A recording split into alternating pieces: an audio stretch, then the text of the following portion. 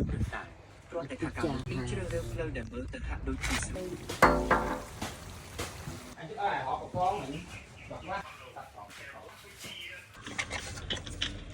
លោកតាត្រកូលចរមកដល់ហើយគ្រប់គ្នាប្រញាប់ទៅសួរសុខទុក្ខលោកតាចរមកដល់ហើយលោកតាចរមកហើយតោះទៅសួរសុខទុក្ខលោកតាចរសិនទៅរឿងនេះចាំនិយាយគ្នាបន្តិចទៀតលោកតាចរសូមអបអរសាទរលោកតាត្រកូលចៅតាមានរឿងអ្វីកើតឡើងគ្រាន់តែជាសម្ដីលេងសើចប៉ុណ្ណោះកុំប្រកាន់អីកុំស្លន់ស្លោប្រញាប់ដេញតាមទៅលោកតាត្រកូលចៅលោកម្ចាស់ចៅរីករាយថ្ងៃកំណើតសូមឲ្យលោកតា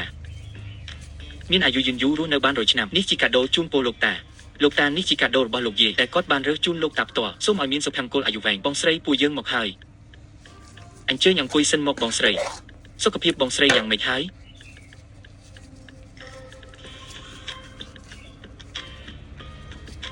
ខ្ញុំសុខសប្បាយទេចុះអ្នកវិញ